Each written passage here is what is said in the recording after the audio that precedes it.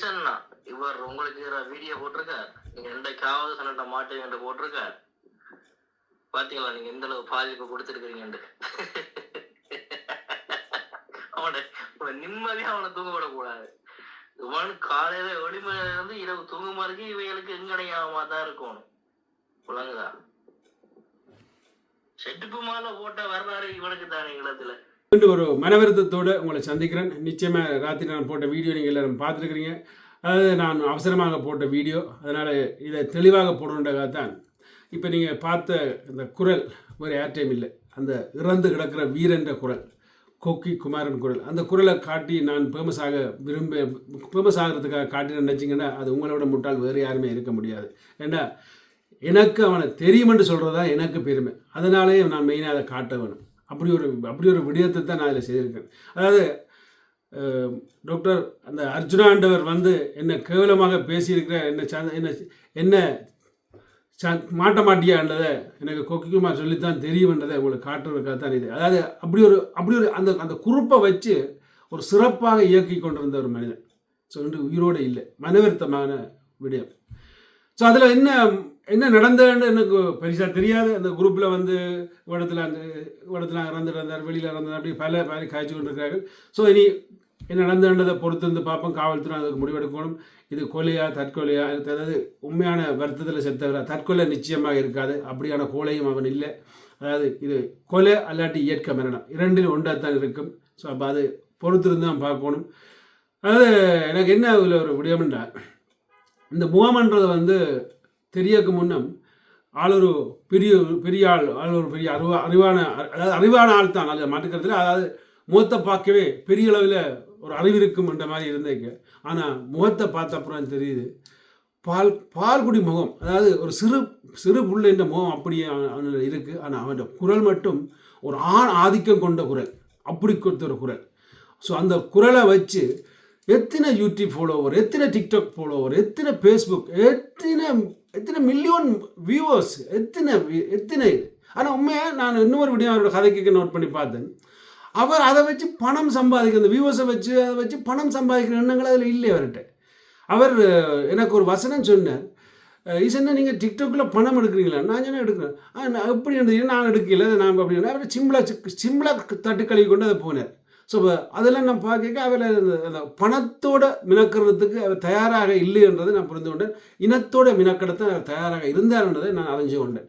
So அப்படி அந்த ஒரு சிறந்த ஒரு பேச்சாளர் இன்றைக்கு எங்களோட உயிரோடு இல்லை. நல்ல ஒரு நண்பன். அந்த குரூப்பை நல்ல மாதிரி இயக்கி கொண்டு வந்தவர். அதில் நான் ஏற்கனவே சொன்ன மாதிரி 150-200 பேர் அதில் பயணிக்கிறோம்.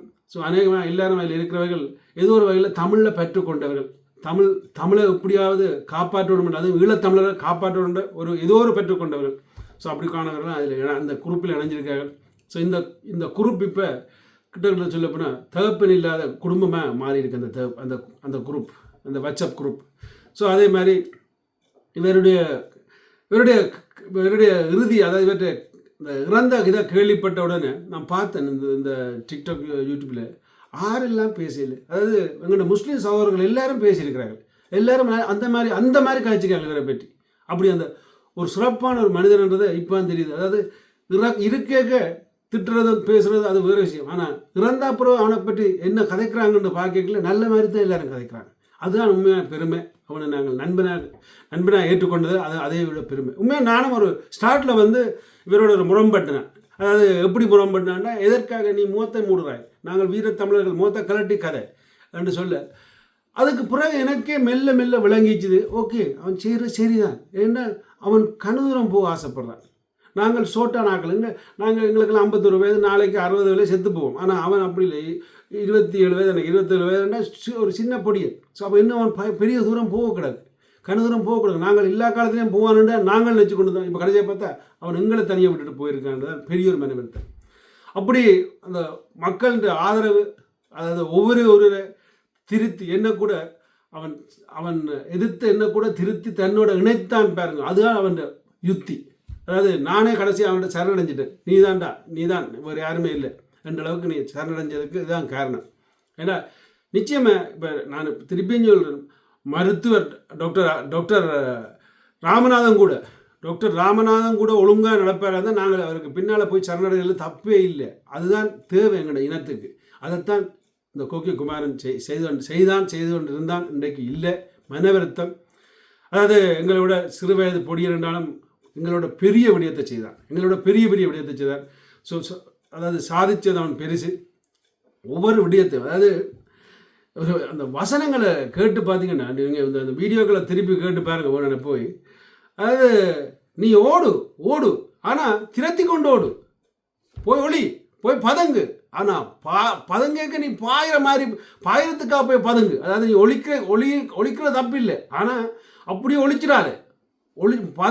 நீ பதுங்குறான்னு நினச்சிக்கொண்டு எப்பயாவது டைம் பிரேக்க பாய வேணும் என்று நினச்சிக்கொண்டு போய் அதில் பதுங்கு என்ற ஒரு வசனங்களை சொல்லும் பொழுது புல்லரிக்கும். அப்படியான ஒரு சிறந்த ஒரு ஆழ்மையானவன். உண்மையாக சொல்லப்போனால் எங்களை விட நாங்கள் வயதில் மூத்தாலும் அவனை விட உண்மையாக சொல்லப்போனால் அறிவில் சின்னாக்கல. அப்படி ஒரு அறிவோடு அவனை முகத்தை பார்த்தப்பறம் எனக்கு விளங்கிச்சு, இந்த முகமாடா இப்படி இப்படியாடா கதைச்சா அந்த மாதிரி எனக்கு விளங்கிச்சுது. என்ன இருந்தாலும் அவன் ஆத்மா சாந்தி அடையணும். அந்த குடும்பத்தார் உண்மையாக சொல்லப்போனால் எனக்கு தெரியாது, நான் ஏற்கனவே சொன்ன மாதிரி எனக்கு தெரியாது. அவர்கள் யாருன்னு தெரியாது. அந்த குடும்பத்தாருக்கு எங்களோட அந்த அனுதாபத்தை தெரிவித்துக் கொள்கிறேன். ஸோ முடிஞ்சவரை கோக்கி குமார் அவருடைய பயணத்தோடு இணைந்து நாங்களும் அவருடைய தொடர்ந்து பயணிப்போம் என்று சொல்லிக்கொண்டு விடைபெறுகிறேன். உங்களோட கருத்துக்களை மறக்காமல் எழுதுங்கள். நன்றி.